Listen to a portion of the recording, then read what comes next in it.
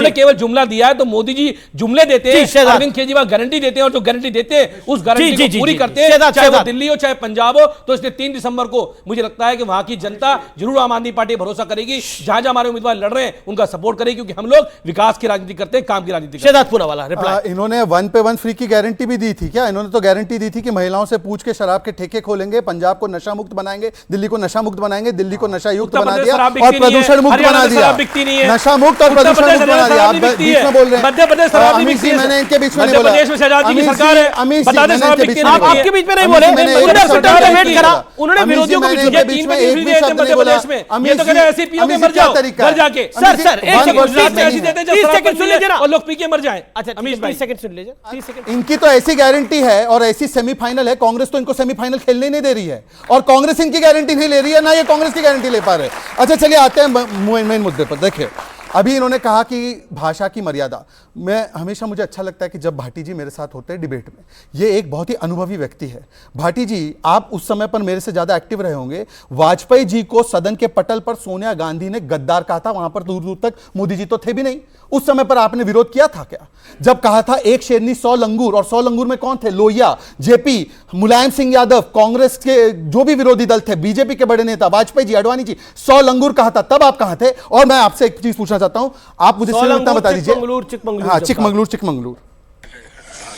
अरे भाई छोड़ो अखिलेश, कांग्रेस पार्टी को कहना चाहता हूँ, अपने चिरकुट अखिलेश जी कह रहे चिरकुट नेता कांग्रेसियों को, वो कह रहे अखिलेश, ये कौन सी भाषा की मर्यादा है, जरा ये भी बता दीजिए। और वो उनका पर्सनल मैटर है, मतलब उनका पर्सनल मैटर नहीं है, बात शब्दों की। अरे मैं अपनी कर रहा हूँ भाई, आपका तो स्टेक ही नहीं है, आपका तो स्टेक ही नहीं है, इनकी तो पार्टी नहीं है, तेलंगाना में उनके कामों के लिए बोलने के लिए कुछ नहीं है, इनकी पार्टी आपके पास पार्टी कहाँ है? अच्छा इनकी एक कॉमरेड थी, वो कॉमरेड भी छोड़कर आ चुके जम्मू कश्मीर, इनकी एक जम्मू कश्मीर की शैलावासी कॉमरेड भी छोड़ चुके। और सुन लीजिए आखिरी बात, 30 सेकंड ऐसे थोड़ी होता है, मेरी आखिरी बात समाप्त होने दो, उसके बाद आपको आगे मौका देता हूं। देखिए भाई विवेक 30 सेकंड, ये रूलिंग पार्टी के प्रवक्ता हैं, इनके पार्टी की सरकार है केंद्र में, इनको रोल मॉडल होना चाहिए, इनको खुले में बोलना चाहिए। मैं भाजपा से हूं, ये मेरी सरकार है, ये मेरे काम है, लेकिन ये क्या बात कर रहे हैं?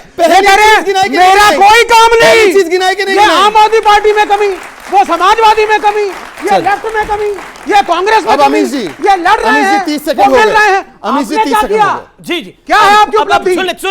सुन लेते अमीश जी, 5 राज्यों में जहां पर हमारी सरकार है, मैंने तो उसके काम गिनवा दिए, परंतु जो बाकी राज्यों में इनकी सरकारें हैं, राजस्थान के काम हम नहीं पूछेंगे क्या? राजस्थान में नहीं पूछेंगे पेपर लीक क्यों है, राजस्थान में ये नहीं पूछेंगे महिला उत्पीड़न में नंबर 1 क्यों है, छत्तीसगढ़ में नहीं पूछेंगे इतना घोटाला क्यों हुआ, गोबर में भी घोटाला, गोठान में भी घोटाला, भर्ती में घोटाला। परंतु मेरा सवाल इनसे ये, देखिए इन्होंने क्या कहा अभी, इन्होंने कहा कि ईवीएम दबाकर फांसी की सजा देनी है, वैसे ईवीएम दबाना है, ये क्यों बोला? भाटी जी अगर पीएफआई की मार्च निकाली जाती है राजस्थान में और हिंदू यात्राओं को रोक लगाई जाती है, तो ऐसे पीएफआई के आतंकवादियों को फांसी की सजा देने के लिए ही हम वोट देंगे।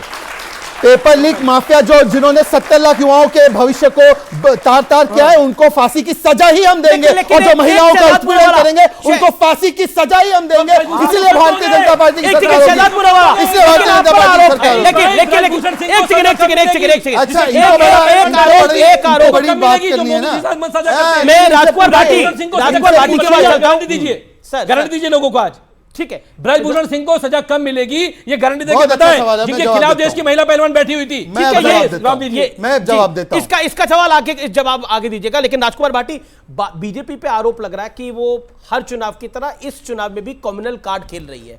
प्रधानमंत्री मोदी पे आरोप लग रहा है, उत्तर प्रदेश के मुख्यमंत्री योगी आदित्यनाथ जी पे आरोप लग रहा है, शहजाद पूनावाला पे भी आरोप लग रहा है कि इन्होंने ट्वीट कर दिया कन्हैयालाल साहू की वो की संकेतिक वो मशीन जिसके अंदर खून के धब्बे थे, और बोला कि देखिए इसका अब आप लोगों को बदला लेना है जब आप वोट डालने जाएंगे।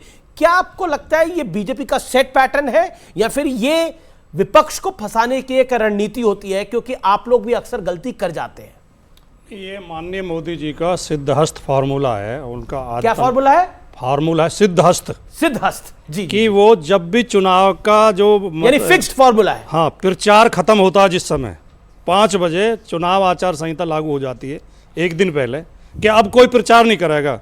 प्रचार न करने का मतलब होता है पार्टी का सिंबल, पार्टी का कैंडिडेट, पार्टी के चुनाव चिन्ह, पार्टी का कोई नेता सार्वजनिक रूप से न दिखाई दे। मोदी जी तुरंत हर चुनाव में, ऐसा नहीं इसी चुनाव में हुआ है, और अब तो इतने हैबिचुअल हो गए हैं वो कि हम आपत्ति भी नहीं करते, क्योंकि उनकी आदत है, वो करते हैं। हर चुनाव के बाद किसी न किस किसी चीज के हैबिचुअल हो गए? किसी ना किसी मंदिर में पहुंच जाते हैं, मूर्ति के सामने ध्यान लगा के बैठ जाते हैं, तिलक लगा के चौड़ा सा, और सारे चैनल, जो चैनल हैं उनके समर्थक, शहजाद भाई, चैनल कैमरा ले लेके पहले ही पहुंच जाते हैं, क्योंकि सेट होता है प्रोग्राम, और फिर वो से 12 घंटे तक चैनल दिखाते रहते हैं। ये आचार संहिता का उल्लंघन है, ये संचार साधनों का दुरुपयोग है, और ये कानून को अंगूठा दिखाना है कि मैं तो इस तरह कानून तोड़ूंगा, तुम मेरा बिगाड़ो, क्या बिगाड़ोगे? एक तो एक मिनट आप बोल लीजिए, उसके बाद दो बातों का जवाब और दे दूं। एक तो शहजाद भाई ने गिनवाई गलतियां, किसने किसके लिए क्या कहा। मैं ईमानदारी से ये मानता हूं कि हम किसी की कमियां गिनवा के अपनी कमियों को नहीं छिपा सकते, हमें पहले अपनी कमी दूर करनी चाहिए।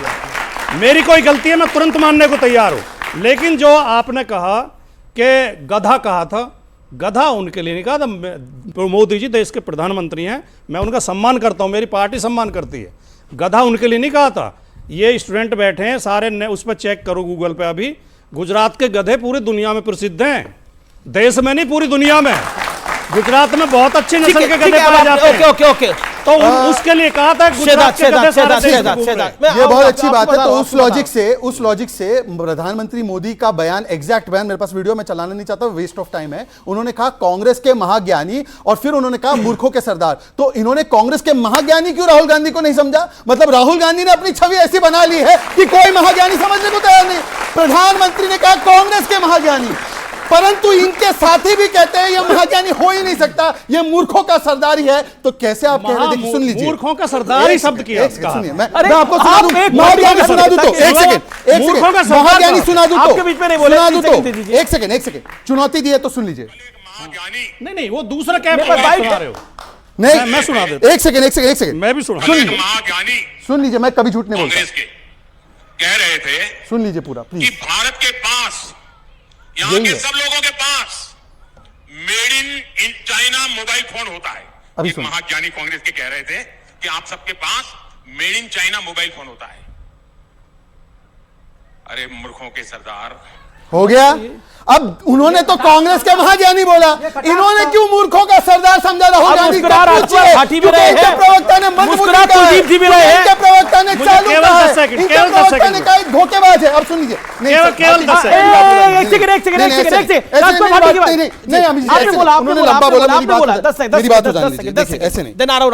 देखिए, एक एक करके अब भाषा की बात कर रहे हैं तो कह रहे गुजरात के गधे बहुत फेमस है। तो बताइए, जब जया प्रदा जी के लिए आजम खान ने इनरवेयर को लेकर बोला था, उसका भी तर्क देंगे क्या?